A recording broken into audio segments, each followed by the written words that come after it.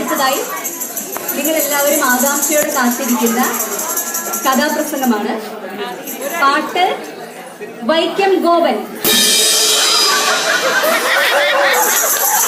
സഹായി കൊടുങ്ങല്ലൂർ സൂരജ്, തബലയിൽ കോട്ടയം ജയരാജ്, ഇലത്താളം അമരവിള പത്മകുമാർ, ചെണ്ട പന്തളം പ്രജീവ്, അവസാനമായി കാതികൻ ചേർത്തല സുരേഷ്.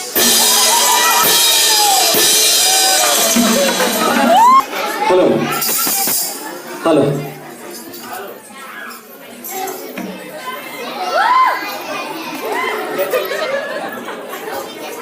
പ്രിയമുള്ളവരെ, പുരാണത്തിൽ നിന്നും നമുക്കെല്ലാം സുപരിചിതമായ ഒരു കഥയാണ് കഥാപ്രസംഗ രൂപത്തിൽ ഞങ്ങൾ നിങ്ങളുടെ മുന്നിൽ അവതരിപ്പിക്കുന്നു. ഇന്ന് തിരുവോണം. നാടും നഗരവുമെല്ലാം തിരുവോണത്തെ വരവേൽക്കാൻ അണിഞ്ഞൊരുങ്ങി നിൽക്കുകയാണ്. അത്തം മുതൽ 10 നാൾ പൂക്കളം തീർത്ത് ഉത്രാടത്തുനാൾ ഉച്ച കഴിയുമ്പോൾ അമ്മമാരെല്ലാം വെപ്രാളത്തോടു കൂടി ഓടി നടക്കും ഓണത്തെ വരവേൽക്കാൻ, മഹാബലിയെ വരവേൽക്കാൻ. ഉത്രാട പൂനിലാവ് പോയി മറഞ്ഞു. തിരുവോണ പുലരി പൊട്ടിവിടരുകയായി. ഓണക്കോടി കൊടുത്ത് ഓണത്തുമ്പികളെ പോലെ പാതി പറന്ന് നടക്കുന്നു കുട്ടികൾ. എങ്ങും എവിടെയും പൂവിളികൾ ഉയരുകയായി. പൂവിളി പൂവിളി പൊന്നോണമായി, പൂവിളി പൊന്നോണമായി, നീ വരൂ പൊന്നോണത്തുമ്പി പൂവിളി മോഹം കൊണ്ടിങ്ങോട്ടായി മറ്റും പൂവയലി നീ വരൂ ഭഗം വന്ന പൂവിളി പൂവിളി പൊന്നോണമായി, നീ വരൂ പൊന്നോണത്തുമ്പി. അതാ അങ്ങോട്ട് നോക്കൂ. കോവലകം തറവാടിന്റെ തിരുമുറ്റത്ത് കുഞ്ഞലക്ഷ്മി മുത്തശ്ശി തന്റെ പേരക്കുട്ടികളെ ചേർത്ത് പിടിച്ചുകൊണ്ട് ഓണത്തെ വരവേൽക്കാനുള്ള പൂക്കളം തീർക്കുകയാണ്. ഓരോ പൂവെടുത്ത് പൂക്കളത്ത് വയ്ക്കുമ്പോഴും നമ്മുടെ മുത്തശ്ശി പറയും, മക്കളെ, ഇത് ചെത്തിപ്പൂ, ജമന്തി, മന്ദാരം, സേവന്തി, തുളസി, എല്ലാ പൂവുകൾ ഉണ്ടെങ്കിലും പൂക്കളിൽ സുന്ദരി ഇല്ലെങ്കിൽ പൂക്കളം അമംഗളമാകും. കുട്ടികൾ ചോദിച്ചു, മുത്തശ്ശി, പൂക്കളിൽ സുന്ദരിയോ? ഏത് പൂവാണ് മുത്തശ്ശി പൂക്കളിൽ സുന്ദരി? മുത്തശ്ശി അവരോട് പറഞ്ഞു, മക്കളെ, ഒരിക്കൽ മഹാബലി തമ്പുരാൻ തിരുവോണ നാളിൽ പൂക്കളം കാണുവാൻ വേണ്ടി എത്തിച്ചേർന്നു. ഈ സമയം പൂക്കളത്തിലുള്ള പൂക്കൾ മുഴുവൻ മഹാബലിയോട് ചോദിച്ചു, ഞങ്ങളിൽ സുന്ദരി ആരാണ്? ആ പൂക്കളത്തിൽ നിന്നും ഒരു പൂവെടുത്ത് മഹാബലി തമ്പുരാൻ തന്റെ മുടിയിൽ ചൂടി. അതായിരുന്നു തുമ്പപ്പൂ. മക്കളെ, പൂക്കളിൽ സുന്ദരി തുമ്പപ്പൂവാണ്. തുമ്പപ്പൂ ഇല്ലാതെ തീർക്കുന്ന പൂക്കളം പൂർണ്ണമാകുകയില്ല. കുട്ടികൾ മുത്തശ്ശിയോട് ചേർന്നിരുന്നു. അവർ ചോദിച്ചു, മുത്തശ്ശി, ഈ മഹാബലി തമ്പുരാൻ ആരായിരുന്നു? എന്താണ് മഹാബലി തമ്പുരാൻ തിരുവോണ നാളിൽ മാത്രം എഴുതുന്നത്? തന്റെ പേരക്കുട്ടികളെ ചേർത്ത് പിടിച്ചുകൊണ്ട് കുഞ്ഞലക്ഷ്മി മുത്തശ്ശി ആ കഥ പറയുകയാണ്. ദാനശീലനായ, ത്യാഗപൂർണനായ, സത്യസന്ധനായ, പ്രജാ തൽപരനായ ആ ഭരണാധികാരിയുടെ കഥയാണ് ഞങ്ങൾ നിങ്ങളുടെ മുന്നിൽ അവതരിപ്പിക്കുന്ന മഹാബലി. മഹാബലി, മഹാബലി, ദാനശീലനാം ത്യാഗശാലിയാം സത്യസന്ധനാം മഹാബലി.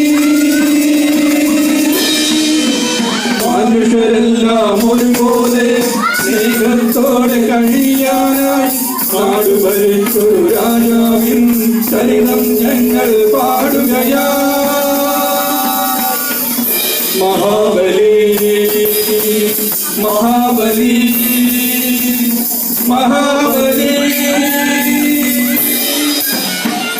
കഥാപ്രസംഗക്കലയിൽ മുൻപരിചയമില്ലാത്തതിനാൽ തെറ്റുകളെന്റെ കഥയിലുണ്ടാകിലും കുറ്റപ്പെടുത്തരുതെന്നയാലും തെറ്റുകൾ എന്റെ കഥയിലുണ്ടാകിലും കുറ്റപ്പെടുത്തരുതെന്നയാരും എന്ന സമാപനത്തോടു കൂടി കഥയിലേക്ക് കടക്കട്ടെ.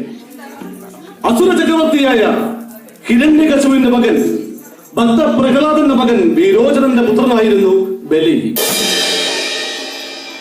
ഒരിക്കൽ ദുർവാസാമന്റെ ശാപത്താൽ ജരാനരെ ബാധിച്ച ദേവന്മാർ അമൃത് കടഞ്ഞ് പാലാഴി കടഞ്ഞ് അമൃതെടുക്കുന്നതിന് വേണ്ടി അസുരന്മാരുടെ സഹായം അഭ്യർത്ഥിച്ചു.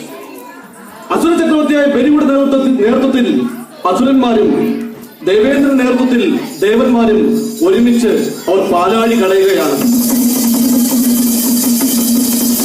അതെ, മന്ദരപർവ്വതത്തെ കടകോലാക്കി വാസുകി എന്ന സർപ്പത്തെ കയറാക്കി ദേവന്മാരും അസുരന്മാരും ഒരുമിച്ച് പാലാഴി കടയുകയാണ്. ആ പാലാഴിയിൽ നിന്നും അനവധി വസ്തുക്കൾ പൊങ്ങി വന്നു. അതെല്ലാം അസുരന്മാരും ദേവന്മാരും തുല്യമായി പങ്കുവച്ചു. അവസാനം അവർ ആകാംക്ഷയോടെ കാത്തിരുന്ന ആ അമൃത കലശം അതാ ഉയർന്നു വരുന്നു. ദേവന്മാരെ കബളിപ്പിച്ചുകൊണ്ട് അസുരന്മാർ അമൃത കലശവുമായി കടന്നു കളഞ്ഞു. ദേവന്മാർ ദുഃഖിതരായി. അവരുടെ മുമ്പിൽ ലോകികനാഥനായ മഹാവിഷ്ണു പ്രത്യക്ഷനായി. അദ്ദേഹം ഒരു സുന്ദരിയുടെ മോഹിനിയുടെ വേഷം ധരിച്ച് അസുര സന്നിധിയിൽ എത്തിച്ചേർന്നു. അസുരന്മാർ അവളെ കണ്ടു, ചുറ്റിനും കൂടി, ഏ സുന്ദരി, നീ ആരാണ്? എവിടെ നിന്ന് പറയുന്നു? എന്താണ് നിന്റെ പേര്? കൊഞ്ചി കുഴഞ്ഞുകൊണ്ട് ആ സുന്ദരി അവരോട് പറഞ്ഞു, പാലാഴി കടഞ്ഞെടുത്തൊരഴകാണു ഞാൻ.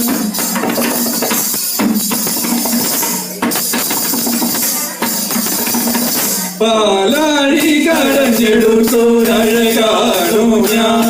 കാലിൽ കാഞ്ചനത്തില പണിയും കലയാണു ഞാൻ. പാലാഴി കടഞ്ഞെടുത്തൊരഴകാണു ഞാൻ. കാലിൽ കാഞ്ചനത്തില പണിയും കലയാണു ഞാൻ. പാലാഴി കടഞ്ഞെടുത്തൊരഴകാണു ഞാൻ.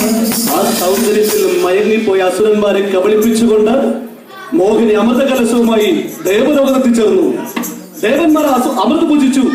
യവതി യുക്തരായി.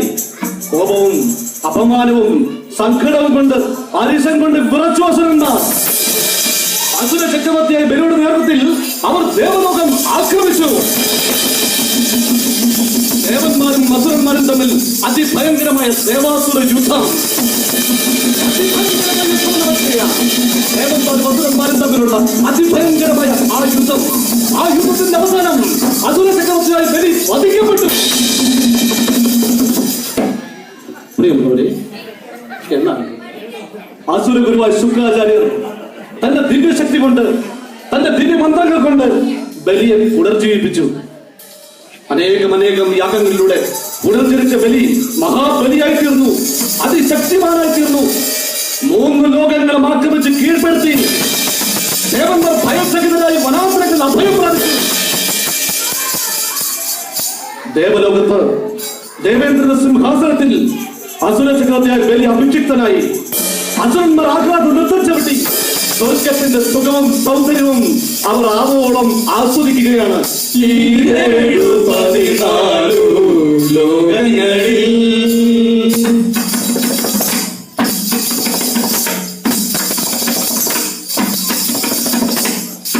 ഈ 14 ലോകങ്ങളിൽ ഇതുവരെ അറിയാത്ത അനുഭൂതികൾ. ഈ 14 ലോകങ്ങളിൽ ഇതുവരെ അറിയാത്ത അനുഭൂതികൾ. ആവോളം പകരാനായി സുന്ദരമോഹനമാത്മലോകം. സ്വർഗം ഈ സ്വർഗം ഈ സ്വർഗം. എന്നാൽ ഇന്ദ്രന്റെ മാതാവായ അതിഥി മാത്രം അതീവ ദുഃഖിതയായി. ദേവന്മാരുടെ പരാജയത്തിൽ അതിഥി മനം തൊട്ട് ദ്വാദശി വ്രതമെടുത്ത് മഹാവിഷ്ണുവിനെ പ്രാർത്ഥിച്ച് പ്രത്യക്ഷപ്പെടുത്തി. ഭഗവാനെ, ലോകൈകനാഥ, ദേവന്മാരുടെ അവസ്ഥകൾ കാണുന്നില്ലേ? അസുരന്മാരെ ഇല്ലാതാക്കി ഇന്ദ്രപദത്തിലേക്ക് ദേവലോകത്തിന്റെ അധികാരം എത്തിച്ചു കൊടുക്കാൻ ഭഗവാനെ വൈകുണ്ഠനാഥ അങ്ങ് എന്റെ ഗർഭത്തിൽ മകനായി പിറക്കണമെന്ന് പ്രാർത്ഥിച്ചുകൊണ്ട് ഭഗവാനെ പാടി സ്തുതിക്കുകയാണ്.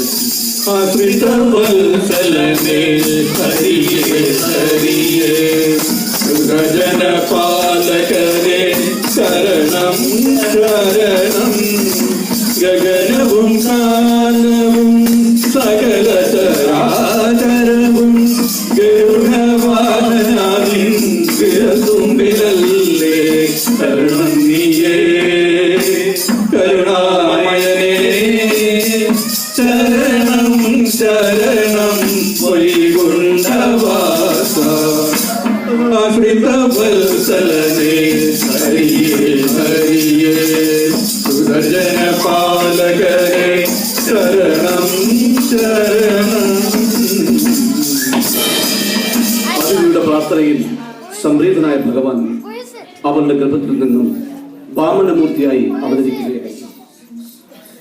എപ്പോഴൊക്കെയാണോ ധർമ്മം ക്ഷയിച്ച് അധർമ്മം കൊടികുത്തി വാണത്, ആ സമയത്തെല്ലാം അധർമ്മത്തെ ഇല്ലാതാക്കി ധർമ്മത്തെ സംരക്ഷിക്കുവാൻ അവതാരമെടുക്കുന്ന ഭഗവാൻ വൈകുണ്ഠനാഥൻ യുഗയുഗങ്ങളായിട്ട് ആ അവതാരം അങ്ങനെ നടന്നുകൊണ്ടിരിക്കുകയാണ്. അവതാരമൂർത്തിയുടെ മത്സ്യ കൂർമ്മവരാഗം നരകരി വാമന ഭാഗ്യം ശ്രീരാമ മത്സ്യ കൂർമ്മവരാഗം നരകരി വാമന ഭാഗ്യം ശ്രീരാമ ബലവസ്തുത കൽക്കിയതായി അവതാരം ചെയ്തവനേ അവതാരം ചെയ്തവനേ. ഭഗവാന്റെ അഞ്ചാമത്തെ അവതാരമായ വാമനമൂർത്തി അവതരിച്ചു. ഈ സമയം ഒരു വലിയ യാഗം നടത്തുകയാണ് മഹാബലി. മഹായാഗം. ആ യാഗം പൂർണ്ണമാകുന്നതോടുകൂടി മഹാബലി ഇന്ദ്രപദത്തിൽ എത്തിച്ചേരും.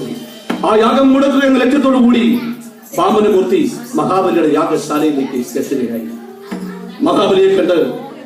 മഹാബലി വാമനമൂർത്തിയെ കണ്ട് അദ്ദേഹത്തെ സ്വീകരിച്ച് ആനയിച്ചു. മഹാത്മൻ വന്നാലും ആസനസ്ഥനായാലും അങ്ങയുടെ ആത്മബലത്താൽ എന്റെ ഈ യാഗവിധി ധന്യമായിരിക്കുന്നു. ഈ യാഗവിധിയിൽ വെച്ച് ഞാൻ അങ്ങക്ക് എന്താണ് ദാനമായി നൽകേണ്ടത്? വാമനമൂർത്തി പറഞ്ഞു, മഹാരാജാവേ, സർവസംഘ പരിത്യാഗിയായി എനിക്ക് സുഖഭോഗങ്ങളിലൊന്നും യാതൊരു താല്പര്യവുമില്ല. എന്നിരുന്നാലും ഞാൻ ഒന്ന് ചോദിച്ചു കൊള്ളട്ടെ, എനിക്ക് തപസ് ചെയ്യുവാൻ സ്വന്തമായി 3 അടി സ്ഥലം അങ്ങ് അനുവദിച്ചു തന്നാൽ. അത് കേട്ട് മഹാബലി പൊട്ടിച്ചിരിച്ചു. 3 ലോകങ്ങളുടെയും ചക്രവർത്തിയായി എന്നോട് 3 അടി ഭൂമി മാത്രം യാചിക്കുകയോ? ധന്യാത്മൻ, എവിടുന്ന് വേണമെങ്കിലും അങ്ങേക്ക് ഇഷ്ടമുള്ള സ്ഥലത്ത് നിന്നും സ്വയം 3 അടി ഭൂമി അളന്നെടുത്തുകൊള്ളൂ. അനുവാദം കിട്ടിയ ആ നിമിഷം വടുരൂപിയായ വാമനമൂർത്തി ആകാശത്തോളം ഉയർന്ന് പൊങ്ങാൻ തുടങ്ങി. 2 അടി കൊണ്ട് 3 ലോകങ്ങൾ വളർന്നു കഴിഞ്ഞു. 3ാമത്തെ അടി വയ്ക്കിയ സ്ഥലം എവിടെയെന്ന് ചോദിച്ച വാമനമൂർത്തിയോട് വാഗ്ദാന പാലനത്തിന് ബാധ്യസ്ഥനായ ബലി തന്റെ ശിരസ് കാണിച്ചു കൊടുത്തുകൊണ്ട് മുട്ടുകുത്തി നിന്ന് പ്രാർത്ഥിക്കുകയാണ്. കേശാദിപാദം തൊഴുന്നേ കേശാദിപാദം തൊഴുന്നേ കേശവ കേശാദിപാദം തൊഴുന്നേ പിരിച്ചുരുൾ മൊഴിയും നീലത്തിരുടലും പാലത്തൊഴു കുറിയും താഴോഴുന്നേ കേശാദിപാദം തൊഴുന്നേ കേശവ കേശാദിപാദം തൊഴുന്നേ. ഭഗവാൻ അടിയൻ അനുഗ്രഹിക്കണമേ. അടിയന്റെ പ്രജകളെ വിട്ടുപോകാൻ മാത്രമേ ഉള്ളൂ വിഷമം. എന്റെ ജീവനായ പ്രജകൾ, ആ പ്രജകളെ വർഷത്തിൽ 1 പ്രാവശ്യമെങ്കിലും വന്ന് കാണുവാൻ അടിയനെ അനുഗ്രഹിക്കണം. വാമനമൂർത്തി മഹാബലി അനുഗ്രഹിച്ചു. പുനൻ ചിങ്ങമാസത്തിലെ തിരുവോണ നാളിൽ എല്ലാ വർഷവും വന്ന് തന്റെ പ്രജകളെ കണ്ട് സംപ്രീതനായി മടങ്ങിപ്പോകുവാൻ അനുഗ്രഹിച്ചുകൊണ്ട് തൃപ്പാദം കൊണ്ട് ശിരസിൽ ചവിട്ടി മഹാബലിക്ക് മോക്ഷം കൊടുത്ത് സ്വർഗത്തിലേക്ക് അയക്കുകയായി. കുട്ടി മക്കളെ, ഇന്ന് ആ ദിവസമാണ്. നമ്മുടെ പൊന്നുതമ്പുരാൻ ഇരുന്നല്ലെന്ന പൊന്നോണ ദിവസം എല്ലാവരും ആകാംക്ഷയോടെ കാത്തിരുന്നു. ആർപ്പും കുരുവയും വാദ്യമേളങ്ങളും മുഴുകി മഹാബലിയെ എതിരാക്കാൻ വേണ്ടി എല്ലാവരും തയ്യാറായി. തിരുവോണ നാളിൽ തിരുവോൽ കാഴ്ചകൾ വാങ്ങാൻ വേണ്ടി അതാ നമ്മുടെ പൊന്നുതമ്പുരാൻ എഴുന്നള്ളത്തു. തിരുമുൽ കാഴ്ച വാങ്ങാൻ തിരുമുറ്റമണിഞ്ഞോരും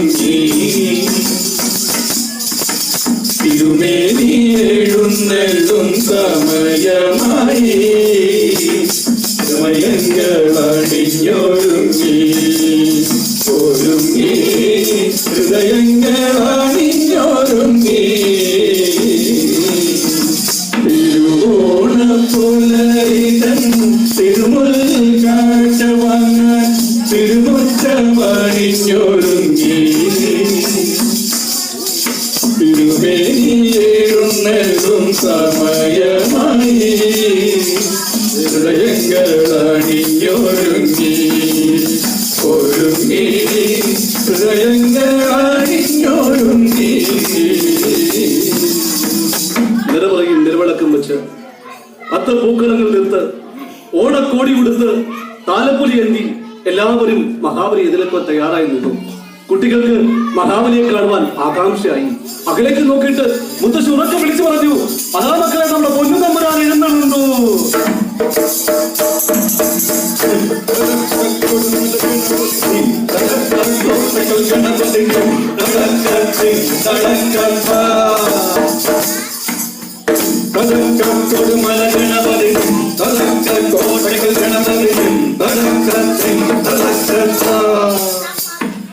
പൊന്നോലക്കുട ചൂടി നിറപുഞ്ചിരിയുമായി എല്ലാവരെയും അനുഗ്രഹിച്ചുകൊണ്ട് മഹാബലി തമ്പുരാൻ എഴുന്നള്ളി വന്ന് തിരുമുറ്റത്ത് നിന്നു. മുത്തശ്ശിയും കുട്ടികളും മറ്റുള്ളവരും മഹാബലിക്ക് ചുറ്റും കൂടിയെന്ന് കൈകൊണ്ടി പാടാൻ തുടങ്ങി.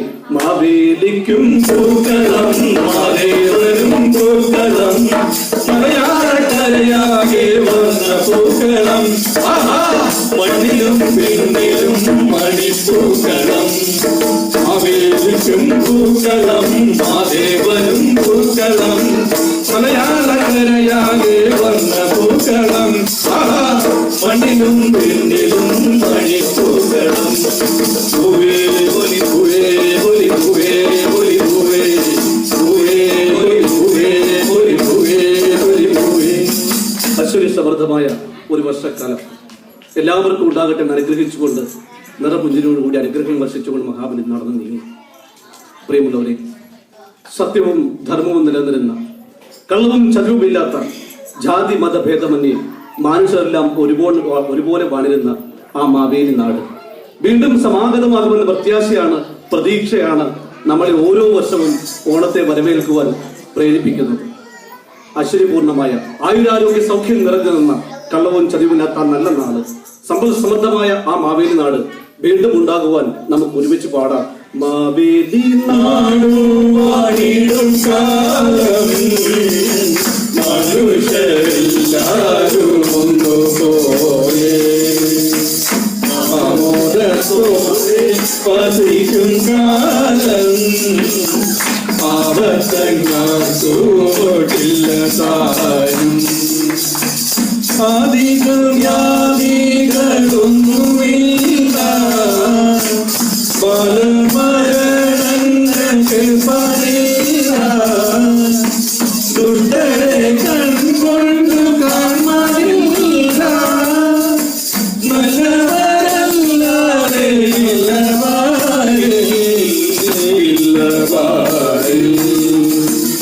മാവേലി നാടും പണിടും കാലം